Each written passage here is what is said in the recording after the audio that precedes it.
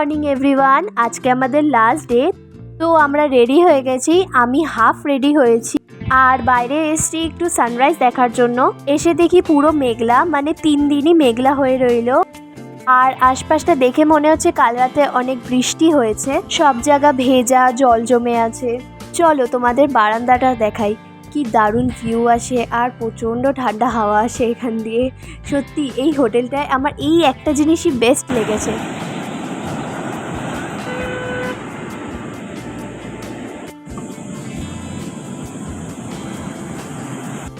ছটা 45 বাজে আর এখন সূর্যি মামার দেখা পেলাম আমরা।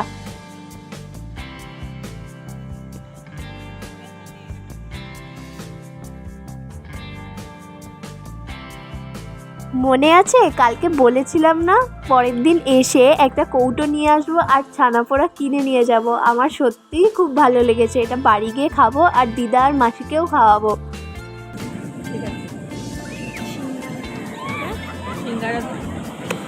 এই সিঙ্গারাগুলো তোমরা কেউ খেয়েছো? লাস্ট টাইম যখন এসেছিলাম আমার ভাই খেয়েছিল, আমি তখন অতটাও পছন্দ করতাম না সিঙ্গারা, কিন্তু সত্যিই দারুণ লাগে। ভেতরে আলুর তরকারি থাকে, একদম আমরা যে ম্যাশড পটেটো থাকে সিঙ্গারার মধ্যে সেটা না, এটার মধ্যে গোটা গোটা আলুর তরকারি থাকে। সত্যি খুব ভালো খেতে হয়। তোমরা কেউ ট্রাই না করলে পুরী গেলে কিন্তু অবশ্যই ট্রাই করো। আমার মার না এইবার পুরী এসে প্রচণ্ড অসুবিধা হয়ে গেছে। আমার মার যেহেতু ভিটিলিগো আছে, মানে সেটি, তো স্কিনটা যেখানে ওপেন সেই জায়গাগুলো পুরো লাল হয়ে ফুলে ফোসকা পড়ে গেছে। ওই পুরীর সমুদ্রের যে নোনা হাওয়া, তার জলের যে ছিটাগুলো আসে সেটার জন্য মা তো সমুদ্রে নামেই নি, নামলেই মার জায়গাগুলো ফুলে যায়, লাল হয়ে যায়। না নেমেই এবার আরও অতিরিক্ত হয়েছে, তাই জন্য মুখে এরকম মাস্ক পরে আছে। ট্রেনের টাইম দেরি হলেও আমাদের তাড়াতাড়ি টোটো নিয়ে স্টেশনের দিকে যেতে হবে, কারণ মার প্রচণ্ডই প্রবলেম হচ্ছে। হোটেল যেহেতু চেক আউট করে দিয়েছি, তো এখন বাইরেই থাকতে হবে, কিন্তু বাইরের যে হাওয়া, সমুদ্রের হাওয়াটার জন্য মার প্রচণ্ড প্রবলেম হচ্ছে। তো আমরা বললাম ঠিক আছে চলো স্টেশনে গিয়ে বসা যাক। চলো এবারের মতো পুরীকে টাটা বলে আমরা স্টেশনের দিকে রওনা হই। আমার এখনও মনে আছে প্রথম যখন ক্লাস 3তে পুরী এসেছিলাম, এরকম টোটো করে যাওয়ার সময় আমার চোখ দিয়ে জল পড়ছিল। আমি এতটাই কেঁদেছিলাম যে আমি যাব না, কিন্তু এইবার ঠিক আছে, মনটা খারাপ হচ্ছে কিন্তু যেতে তো হবেই, তাই না?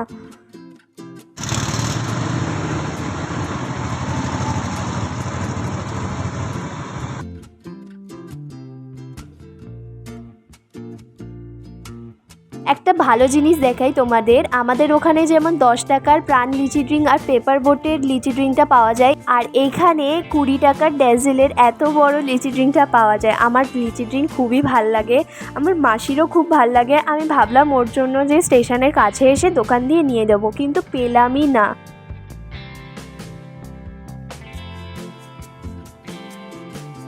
আমরা সেই 9টার সময় এসছি আর এখন বাজে 12টা। কতক্ষণ ধরে স্টেশনে শুধু বসেই আছি। আমার মার প্রবলেম হচ্ছিল বলেই চলে আসা, কিন্তু ট্রেন আবার লেটও করেছে, কি যে সমস্যা। ফাইনালি ট্রেন স্টেশনে ঢুকে পড়েছে আর আমার মা বাবার প্রথমেই বন্দে ভারত চড়া। এইটার এক্সপিরিয়েন্স একটু পরেই তোমাদের সাথে শেয়ার করব।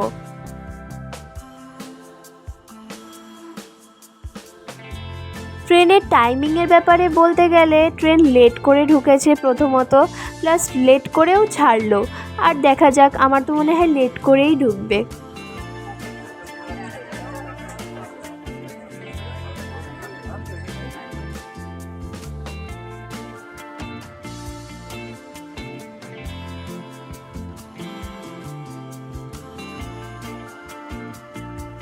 লাস্ট মোমেন্টে টিকিট কাটা হয়েছিল বলে 3 জনের সিট একই জায়গায় পড়েনি, কিন্তু আমার আর মায়েরটা তাও একটু ম্যানেজ করা হয়েছে, বাবা আমাদের সামনে বসা। ট্রেন ছাড়ার সাথে সাথেই এই জলের বোতলগুলো দিয়ে দিয়েছিল। আর এখন লাঞ্চ টাইম হয়ে গেছে বলে আমাদের লাঞ্চটাও দিয়ে গেছে। 2টো ভেজ আর একটা ননভেজ থালি আমরা নিয়েছিলাম। আচ্ছা, আমার কাছে ভেজের থালিটা রয়েছে, তো আমি দেখিয়ে দিই ভেজের থালিতে কী কী আছে। আলু পটল ভাজা ভাজা একটা তরকারি, পনির, ডাল, ভাত, আর এদিকে রুটি আর দই। মার থালিটাও সেম, মার থালিটা ননভেজ বলে পনিরের বদলে চিকেনটা রয়েছে। আমি আর মা ভেজ আর ননভেজ থালিটা ভাগাভাগি করে খাবো, আর ওদিকে বাবা পুরোটাই ভেজ থালি খাবে, বাবা যেহেতু ননভেজ খায় না। খাবারের টেস্ট নিয়ে কথা বললে সত্যি খুব ভালো খেতে ছিল। আর রুটি আমি এমনিই পছন্দ করি না, আরই আমার পছন্দ হয়নি, কারণ শক্ত শক্ত আমার এইরকম জাবর কাটতে সত্যি ভাল লাগে না। কিন্তু বাকি সব ওভারঅল খাবার সত্যিই খুব ভালো ছিল। এদিকে আবার আইসক্রিম দিয়ে গেছে, বাটারস্কচ আইসক্রিম। বাবা খাবে না বলে আমাকে দিয়ে দিয়েছে। বাবার মনেও নেই যে আমার গলা ব্যথা, উল্টে আবার টনসিল ফুলে গেছে, কিন্তু আমি এই তিনটেই খাবো।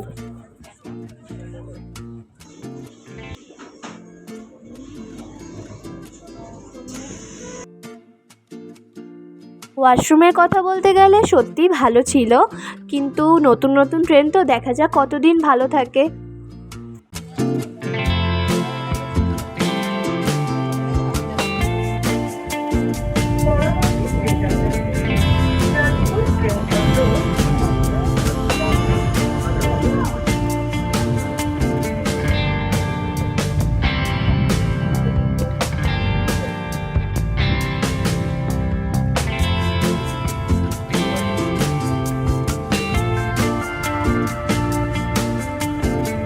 দেখতে দেখতে সন্ধ্যাও হয়ে গেল, আর আমাদের সন্ধ্যার স্ন্যাক্সও দিয়ে গেছে। চলো দেখি কি কি দিয়েছে স্ন্যাক্সে।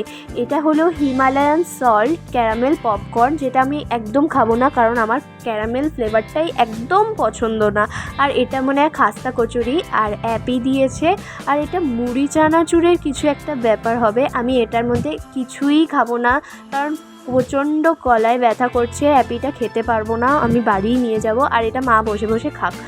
আমি ট্রেনে ওঠার সময় ভেবেছিলাম বিকেলে হয়তো কিছু দেবে না, তাই জন্য লেস আর ডার্ক ফ্যান্টাসি নিয়ে উঠেছিলাম। এগুলোই খাবো, একটা কি দুটো খাবো, কারণ খেতে পারছি না, প্রচণ্ড গলা ব্যথা করছে। দুটো আইসক্রিম আর একটা দই আমার সত্যি খাওয়া উচিত হয়নি।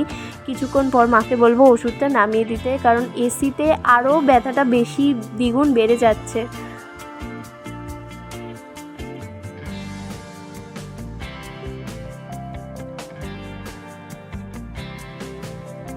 রেডি টু ইট চাও দিয়ে গেছে, কিন্তু আমি ভাবলাম চাটা খাবো গরম গরম, কিন্তু আমি এক ঢোক জলটুকুও গিলতে পারছি না, এতটাই ব্যথা করছে। যাই হোক, মাকে বানিয়ে দিই, মা খাক, খেয়ে বলুক কেমন খেতে।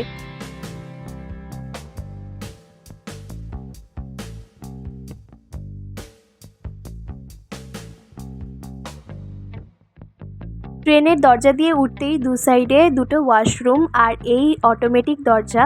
এটা ঠিক অটোমেটিক না, এই সুইচটা একটু জোরে প্রেস করলেই দরজাটা খুলে যায়, যে ব্যাপারটা আমার খুবই ভাল লেগেছে। পুরো Korean movie train to Busan feel হচ্ছে। আমাদের স্টেশন চলে এসছে, তাড়াতাড়ি এগিয়ে যাই, না হলে ভিড় হয়ে যাবে, নামতে আরও প্রবলেম হবে। 8টা কততে ঢোকার কথা, কিন্তু দেখো প্রায় 10টা বাজতে যায়।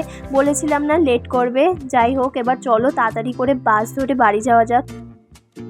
বাস তাড়াতাড়ি পেয়ে গেছিলাম বলে 11টার মধ্যেই বাড়ি পৌঁছে গেলাম।